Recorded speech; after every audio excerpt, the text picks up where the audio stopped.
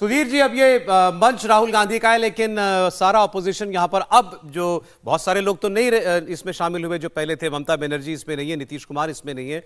अब ये कितनी ताकत आपको लगता है इस अपोजिशन अलायंस की बची हुई है?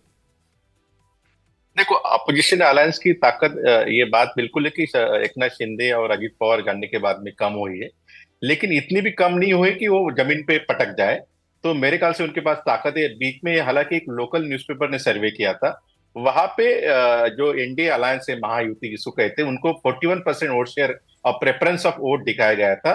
और जो महाविकास आघाड़ी, उनको 42%, यानी कि 1% की बढ़त महाविकास आघाड़ी को दिखाई गई थी। मेरे ख्याल से जैसे आपके सर्वे भी बता रहे हैं कि फाइट कुछ जगहों पे अच्छी तरीके से फाइट हो सकती है। बीजेपी बिल्कुल मजबूत है बहुत सीटों पे, और ज्यादा सीटें बीजेपी की जीतने की ज्यादा चांसेस है। लेकिन शिंदे और अजीत पवार गुट ज्यादा सीटें लड़ेंगे तो नुकसान मेरे ख्याल से एनडीए का होगा, और कितने सीट बीजेपी लड़ेगी जी, उसके ऊपर डिपेंड है। चलिए। दूसरी बात जी जी, दूसरी बात जो राहुल गांधी का जो यात्रा का जो सवाल चल रहा है कि ये अपोजिशन लीडर को क्यों साथ में लिया नहीं गया, मैंने कुछ कांग्रेस के जो वरिष्ठ नेता है उनसे यही बात कही थी कि अपोजिशन को साथ क्यों नहीं लेते। आपकी राहुल गांधी ही की ज्यादा प्रोजेक्ट करते, कांग्रेस ही ज्यादा इस यात्रा में दिखाई दे थे। तो उनका ये कहना था जब कांग्रेस मजबूत होगी, जब गांधी फैमिली का इमेज मेकओवर होगा, ब्रांड होगा, तो ऑटोमेटिकली चीजें बदली जाएगी। क्योंकि कांग्रेस पार्टी भारतीय जनता पार्टी जैसी केडर बेस्ड पार्टी नहीं है। उनका जमीनी स्तर पे लोग चाहते हैं लेकिन संगठन नहीं है।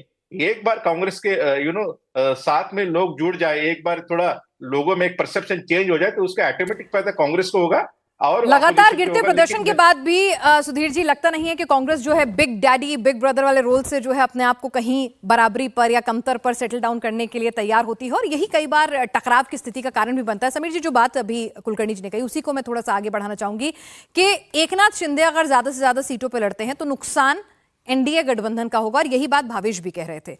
यानी एकनाथ शिंदे नंबर तो ले आए लेकिन जीत ला पाएंगे ऐसे नेता नहीं है वो। निश्चित रूप से, और भारतीय जनता पार्टी भी इस बात को जानती है। भारतीय जनता पार्टी के स्थानीय संगठन ने जो राष्ट्रीय नेतृत्व को संदेश भेजा है, राष्ट्रीय सेवा संघ ने भी जो बात कही यही कहा है कि अजीत पवार हो या एकनाथ शिंदे, जमीनी स्तर पर इतने मजबूत नहीं है, और लोगों का जो सेंटिमेंट है वह पूरी तरह से इनके साथ नहीं आया, और बहुत रिस्क फैक्टर इनके साथ है।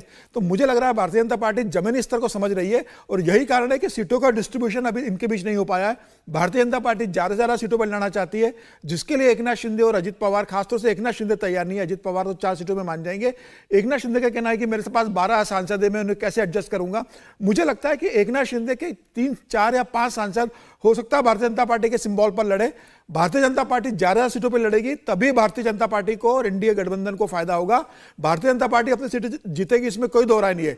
लेकिन अगर एकनाथ शिंदे को ज्यादा सीटें देंगी तो उसमें से हारने की संभावना ज्यादा रहेगी। यह भारतीय जनता पार्टी जानती है, और इसीलिए भारतीय जनता पार्टी इस बार महाराष्ट्र में ज्यादा सीटों पर चुनाव लड़ने वाली है।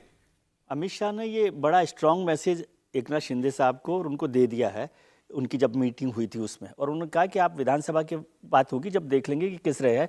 लेकिन शरद पवार और उद्धव ठाकरे के लिए ये एक इमोशनल इलेक्शन है। जितना ज़्यादा वो इमोशनल कनेक्ट करके अपने को जोड़ सकते हैं वहाँ के लोगों से, उतनी ज़्यादा सीटें वो हासिल कर सकते हैं। इसके अलावा वहाँ पर उनके पास और कुछ नहीं है। तो